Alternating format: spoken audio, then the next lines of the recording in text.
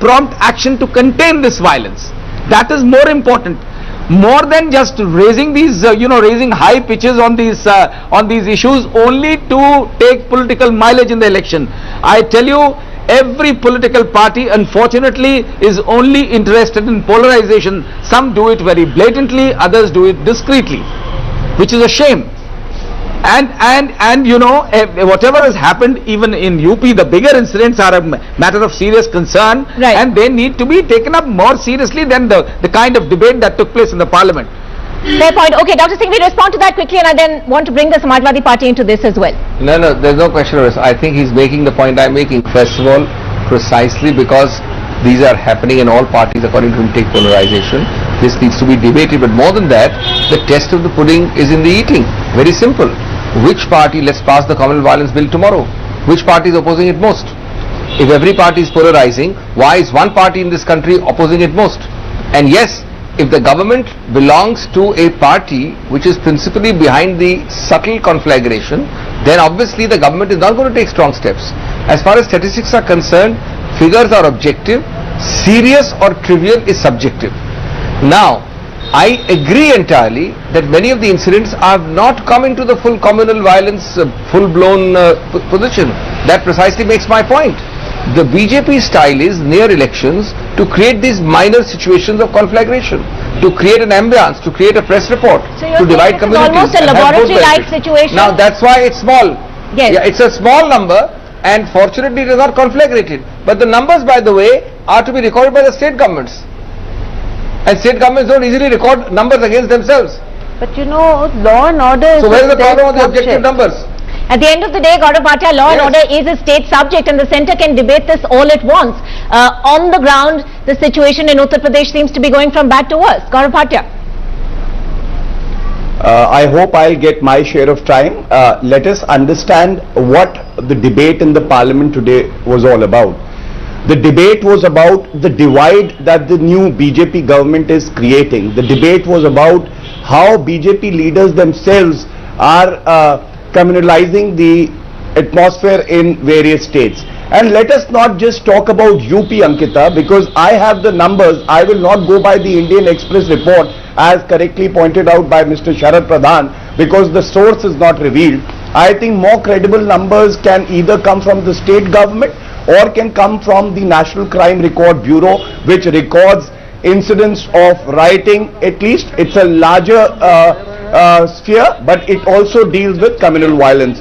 And I would tell you that there was an answer given by the Home Minister on the floor of the House, and the number of communal incidents as well as communal riots were maximum in the state of Madhya Pradesh. They were in large numbers in the state of Maharashtra. So to say that it is only happening in UP, I think, would be a very incorrect statement. And secondly, I would also like to place the numbers that come from... Are you refuting the fact that the most serious instances of violence and communal violence have been in Uttar Pradesh over the last 2 years, in fact, not just this year alone?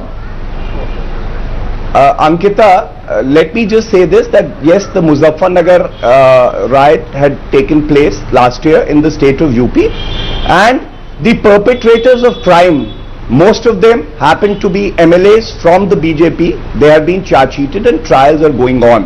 But I am on a larger point, and I wanted to place that the NCRB gives details of all the incidents where public order is disturbed and rioting occurs.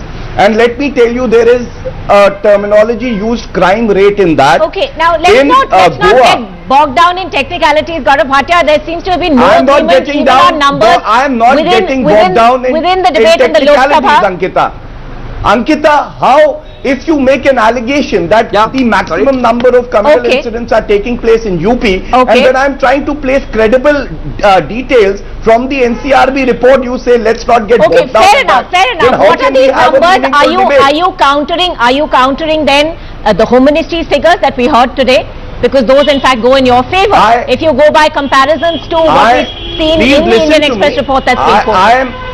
I am placing two sets of data. One is from the National Crime Record Bureau for the year 2013, where the crime rate in Goa is 8.81, in Chhattisgarh is 4.45, In Gujarat, The crime it rate is is very again 3.32 and UP is 3.05.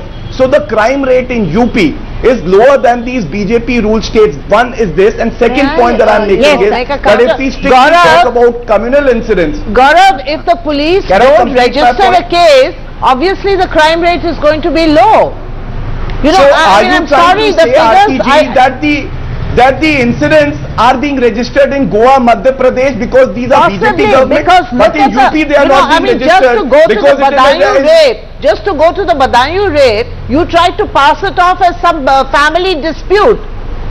Whereas this is RTG, an out and and out we have rape been and proven murder. correct. So, you know, so it depends Even on which section. and let me Anyway, tell you this this, debate, you're going RTG. it's going completely Yes. off tangent. And I want to bring it back to the debate now. Absolutely. Gaurav, I thought you're going to Can I get please a... respond to issue what here. RTG said? We have a Okay, serious I want issue to here. bring it RTG back. No, mentioned about- Gaurav, you know, I want to bring this back to the debate that took place in Parliament today. And Bhartinder Singh, in a debate on communal violence, what are we to conclude when the opening speaker for the BJP is an MP who not only has a long history of divisive politics, but who is also facing charges of criminal intimidation, of rioting, of promoting enmity between different groups on the grounds of religion?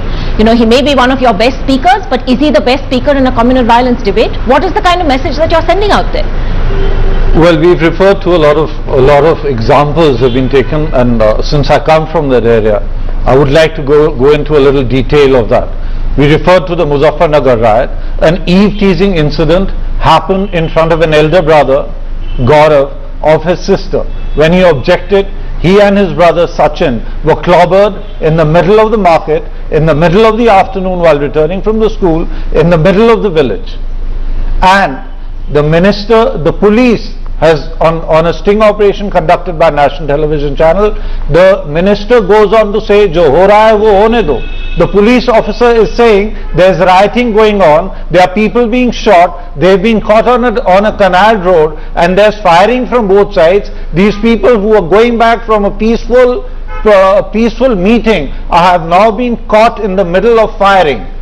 And the minister says, "Jo ho raha hai wo hone do." This is on record. I would like to take, now this came on to Aaj Tak national television and all of us saw it. I would like to take another example. Please let me finish. Was it the voice of the minister? Yes, it was. It was the police. The police officer identified the minister and said, "Mantri ji ne kaha, jo ho raha hai wo hone do." That is incorrect. This First, operation I heard it on my own and I am not incorrect. All of us heard it and we know it is not incorrect. Now, the second example I would like to, please let me finish. I did not disrupt you, Gaurav. Please let me finish. Please. The second example I would like to take is of 2003, where the minister, Samajwadi Party minister from Meerut, goes on a 26. Why bring in 2003, One second, sir? because I'm telling you why. One second, let me May I finish. just restrict the fact that our debate tonight is on the I am communal telling violence you- debate that we heard in I am Parliament, telling sir. you what is perpetrating the communal violence. In 2003, the minister in Meerut agrees to go on a Republic Day parade and then refuses to salute the national flag. The matter is debated in the Vidhan Sabha. I was a member in the Vidhan Sabha, and the minister then got up and apologized for it. Please check the record of the Vidhan Sabha. Now, if you have such communal people as leaders of a minority community, they have been caught in their own image. Politics has moved on. Modi did not win this huge mandate because of a communal mandate.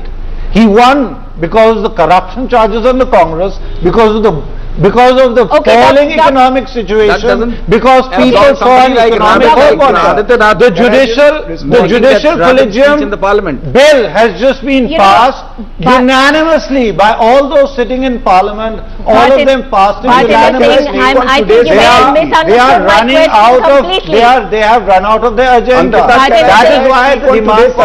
Okay, may I just bring this back? You haven't answered my question. I'm going to ask you again, and I hope this time there's going to be a response. My question to you was about your speaker. of making such a rabid speech. Yes, exactly. Whether it's in Parliament or Ankita, now. can I just please come in? Yes. Ankita, I wanted to just tell Mr. Bhartinder Singh that Mr. Yogi Adityanath himself filed an affidavit in the 2014 elections. There are 2 cases against him which he is facing trials for, and he is incited communal violence in Gorakhpur. He had, even the Supreme Court has said that he should be tried, and such a choice of speaker for the BJP is a big question mark. Then again, you know, they sent Sangeet Som to the Muradabad communally sensitive area. That again is a question mark. The other person, Mr. Sanjeev Balia, is made a cabinet minister in the BJP government by Mr. Narendra Modi. All these are clear indications of what the BJP ideology is and what they want to propagate. And that today needs to be answered by the BJP. Okay, I'm going to take that to the BJP in a moment, but yes, Sharad Pradhan, you also had something to add. Well, I wanted to say that nothing absolves somebody like Adityanath of making a rabid speech in the parliament. We all know that how communal he is. Everybody knows it. But allowing him to make such a speech in the parliament means that there needs to be some check. Rajendra Singh, would you like to respond now? For the first time round, you elided that question. Facts which we think of as minority appeasement. Why shouldn't the Hindu sons be paid, given salaries, if you're going to pay it to imams? This is minority appeasement, and it does upset a lot of people in this country. So you cannot carry on. You cannot carry on blasting the majority community. Condone the bill that you're talking about. The utterances made by Mr. Adityanath. Why he ought to be knowing what kind of a man he is. Spoken about the words used by Mr. Ashok Singhal. Why has he not commented on Mr. Bhagwat's statement that every person living in Hindustan is a Hindu? Should we not hear from the PM who promised development to the nation? Why is he quiet today? And is the answer to minority appeasement majoritarianism? Is that the answer to minority appeasement? I mean, you know, we're going off completely in some wrong direction. The fact is that, and this meh tutu will go on. Ankita, it's been going on for over 20 years now, ever since the BJP stoked the fires over the Babri Masjid. And you know, I don't know when we'll ever see an end to this, because every party thinks, and this actually applies to all parties across the spectrum, they all think they have something to gain from polarizing the electorate. And that's the sad thing. That's really the sad story of Indian politics. Dr. Singhvi, every party guilty of polarizing the atmosphere, particularly in Uttar Pradesh. I mean, it's a charge that comes up time and time again. Has the debate in Parliament today been any different? See, you'll be surprised to hear that I partly agree, but I don't want to agree on the choice of words. So I don't want to be misunderstood. First and foremost, I think differences of degree do make for differences of kind. Let me be utmostly frank, there may be aberrations by individuals in all parties. And certainly there are some regional parties which for regional temporary gain could be as communal or as reverse communal as the BJP is. But Barkha, please, Niti, please see continuously, Ankita, please see consistently and continuously from the philosophical origins of the BJP. And please remember, we are now talking of fundamental principles. What are the origins of the BJP? What is the creed in the Bunch of Thoughts book by Golwalkar? What is the meaning of the remark of Bhagwat, Mr. Mohan Bhagwat, 2 days ago? Ashok Singhal, Gaurav Bhatia mentioned. Balyan's incident. The Goa minister. You see, these are always a consistent old style of the BJP to create. Minorities require extra reassurance. What you call sometimes appeasement is merely an extra index of assurance because of the fact that there are certain entrenched rights in the constitution which are there called entrenched precisely because they are against the majority. If every right was to be decided by a majority, where would be their fundamental rights at all? So far from giving that inspiration and reassurance, they need that extra bit. The BJP over 100 years or 80 years, and I don't mean BJP, it wasn't in existence, I mean all the other philosophical strands of the BJP, has shown that they believe that there is a majoritarian, non-pluralist, uniform culture in this country which was, and that's classically reflected in Mr. Mohan Bhagwat's remark 2 days ago. Singhvi, I just have the one more comment that I would like the BJP spokesperson here to reflect upon, Yogi Adityanath's comment, and I keep going back to that tonight because I think, you know, that has been perhaps the highlight of this debate really. The way the Uttar Pradesh government or opposition parties are appeasing Hindus have to organize themselves at every level. If Hindus feel threatened, they will hit back. What do you make of statements like this in a communal violence debate, sir? Well, I don't agree with this statement. I think nor does the party. This is certainly not the party line. It's Yogi Adityanath's own statement. One. Secondly, but he certainly does represent an emotion which is felt amongst the majority community of this country. So we cannot look away from it. We have to face up to it. And just as Abhishek Singhvi points out that you know we have to look into the minority psyche, but similarly we cannot carry on bashing into the majority rights and making them feel insecure within their own land. It's everybody's land as much. But when Prime Minister Manmohan Singh says that the first right on the resources of this country is of minorities and Muslims, it is certainly a comment that the majority community certainly does not want to hear. After all, why should I be deprived? Party, I need a response to this from you before I wrap this up. I really don't know what to say. The problem is that the Congress spoils its own case. I mean, honestly, the statement of Prime Minister Manmohan Singh that he mentioned was quite unwarranted. And in fact, I have heard Muslim leaders, you know, kind of really express regret over that statement, saying that, you know, it harms us rather than helping us. So I think the Congress tends to spoil its own case. But the fact is that I can't understand how a majority community can feel insecure. They've got the numbers on their side. What is there to feel insecure about?